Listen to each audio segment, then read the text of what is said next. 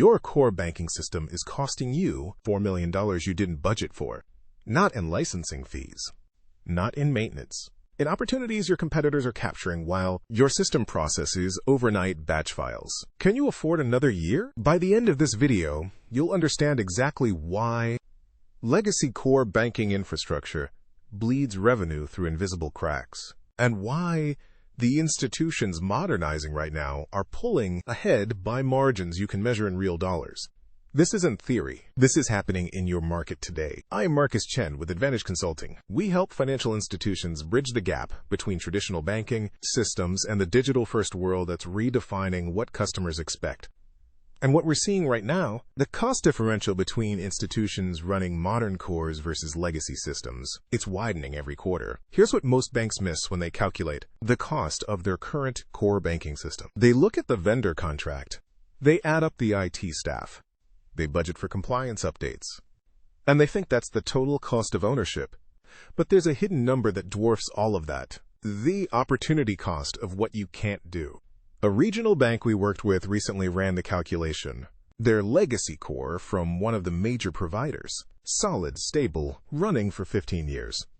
Annual costs looked manageable on paper. $2.1 million in licensing, maintenance, and support. But when we mapped their actual operational reality, a different picture emerged. Real-time payment requests processed in 24 to 48 hours because the core ran batch cycles overnight. Small business customers asking for instant loan decisions, waiting 3 to 5 days because the loan origination system couldn't get real-time data from the core. Digital account opening, requiring manual intervention because API limitations forced workarounds.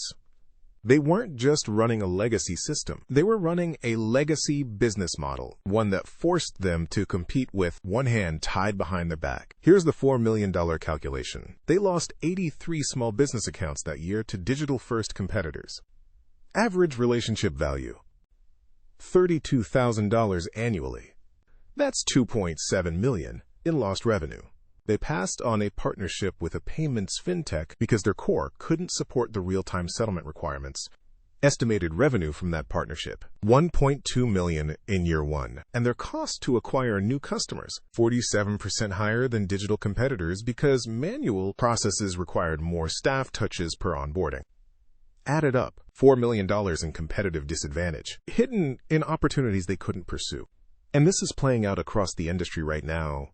Digital banks aren't just moving faster. They're operating on fundamentally different economics. When your competitor can approve a business loan in 18 minutes and you need 3 days, you're not competing on customer service anymore. You're competing with different technology stacks. Now let's talk about what modernization actually means. Because this is where institutions get stuck. The big three core banking providers, Fiserv, Jack Henry, and FIS, serve roughly 70% of U.S. banks. All three offer modern core platforms with real-time capabilities, API-first architectures, and cloud deployment options. But here's what we see institutions struggling with. The gap between the old platform and the new platform from the same vendor feels too wide to cross. A community bank running a legacy Jack Henry system looks at the migration path to their modern core and sees 18 months of conversion work, staff retraining, and operational risk. So they delay, and every quarter they delay. The competitive gap widens. What we help institutions understand is this. Modernization doesn't have to mean rip and replace everything on day one. The institutions winning right now are taking a strategic approach. They're identifying the highest value capabilities they need, real-time payments, instant account opening, embedded banking APIs, and they're building modern layers that can interface with their existing core while they plan the full migration. One institution we recently worked with took this approach. They needed to compete in commercial lending, but their loan origination workflows were entirely manual. We helped them implement Abrigo as their loan origination system, a best-in-class LOS that dramatically accelerated their lending workflows. Suddenly, they could make credit decisions in hours instead of days. Their commercial lenders had modern tools that automated documentation, streamlined approvals, and gave them real-time visibility into the pipeline. This didn't require core replacement, but it gave them a competitive lending operation while they planned their broader core modernization. That's the pattern we're seeing work. Strategic modernization, where you prioritize the capabilities that directly impact revenue and customer experience. Then build your technology roadmap around those business outcomes. Because here's what the data shows. Institutions that have modernized their core banking platforms report 30 to 40% faster time to market for new products. They see 20 to 30% reduction in operational costs once they're past the migration. And they can pursue revenue opportunities that legacy architectures simply can't support. Embedded banking partnerships, real-time treasury services, instant lending decisions. The institution's modernizing right now with Fiserv, Jack Henry, or FIS Modern Cores. They're not just upgrading technology. They're unlocking business models that weren't possible before. But let's be practical about what this takes. Because modernization isn't just a technology project. It's a business transformation that touches every department. First, you need an honest assessment of what your current core can and cannot do, not what the vendor says it can do in theory, but what it actually does in your environment right now. We help institutions map their current state. Every integration, every workaround, every manual process that exists because the system can't handle it automatically. Second, define your business priorities. What capabilities would change your competitive position in the next 18 months? Real-time payments? Instant account opening?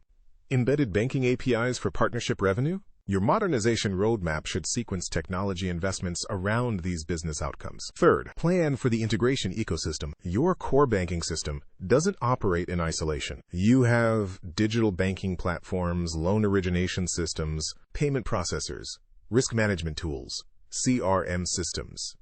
All of these need to work together. Modern cores from the Big Three offer robust API frameworks, but you need an integration strategy that accounts for your specific ecosystem. This is where Advanedge works alongside institutions every day. We help banks navigate digital payments integration, connecting modern payment rails to legacy and modern cores. We architect system integrations that let you modernize in phases without breaking existing operations. And we help you navigate the regulatory requirements that come with core banking transformation, because your regulators need to understand and approve your modernization plan. Fourth, build the business case that accounts for opportunity cost, not just technology cost. When you show your board the $4 million you're leaving on the table, the conversation shifts from whether to modernize to how fast you can execute. The institutions that get this right, they're not just surviving the transition from traditional to digital banking, they're thriving, capturing market share from competitors still running batch processing overnight. Here's what I want you to take from this. The cost of your core banking system isn't what you pay your vendor. It's what you can't do while your competitors move in real time. Every quarter, you delay modernization. That gap gets wider and harder to close. The future belongs to institutions that adapt, not someday. Right now, the banks modernizing their cores today with strategic partners like Advanedge. They're building the foundation for the next decade of competitive advantage. The cost of waiting is higher than you think. The next video proves it.